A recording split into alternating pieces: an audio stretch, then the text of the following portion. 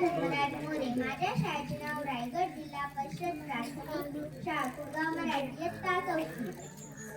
स्वातंत्र्य ही भीक नाही, ती शूरांच्या रक्ताने विकत घेतलेली संपत्ती आहे. स्वातंत्र्य ही भीक नाही, ती शूरांच्या रक्ताने विकत घेतलेली संपत्ती आहे आणि ती जपणं ही केवळ सरकारची नाही तर प्रत्येक भारतीयाची जबाबदारी आहे. सन्मान्य व्यासपीठ उपस्थित आणि मान्यवर, भविष्यातील सुवर्णाक्षरात भारत देशाचे नाव संपूर्ण जगावर उमटण्यासाठी माझी तयार होणारी मित्रमंडळी सर्वांना माझा सादर प्रणाम. आज 15 ऑगस्ट म्हणजेच आपल्या भारत देशाचा स्वातंत्र्य दिन. या महान देशाचा जन्म दोनदा झाला. पहिल्यांदा विश्व निर्माण झाले तेव्हा आणि दुसऱ्यांदा 200 वर्षाच्या पारतंत्र्यानंतर हा देश स्वतंत्र झाला तेव्हा. स्वातंत्र्यासाठी अनेक स्वातंत्र्य सैनिकांनी आपल्या प्राणाची आहुती दिली. महात्मा गांधी, लोकमान्य टिळक, सुभाषचंद्र बोस, मंगल पांडे, भगतसिंग, राजगुरू आणि सुखदेव अशा अनेक महान व्यक्तींनी आपल्या देशाच्या स्वातंत्र्यासाठी प्राण पणाला लावले.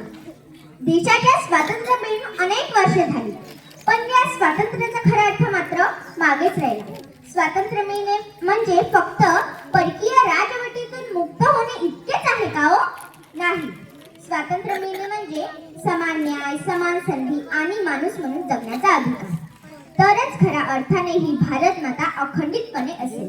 ज्या ज्या देशभक्तांनी आपले रक्त सांडले त्या त्या प्रत्येक रक्ताच्या थेंबा थेंबाला अर्थ प्राप्त होईल. हे स्वातंत्र्य अबाधित ठेवणे हे आपले कर्तव्य आहे. माझ्या बालमित्रांनो, आज आपण जरी वयाने लहान असलो तरी आपण एक भविष्यातील मातृभूमीचे सुजाण नागरिक आहोत. Missile man doctor Abdul Kalam यांच्या स्वप्नातील भारत साकारणे हे आपल्याच हातात आहे आणि तो आपल्याला घडवायचाच आहे. कारण एका महान व्यक्तीने मातृभूमीविषयी म्हटले आहे की ये भारत देश कोई भूमि का टुकड़ा नहीं है, ये भारत देश कोई भूमि का टुकड़ा नहीं है, एक जीता जागता राष्ट्र पुरुष है. ये वंदन की धरती है, ये अभिनंदन की धरती है, ये अर्पण की भूमि है, ये तर्पण की भूमि है.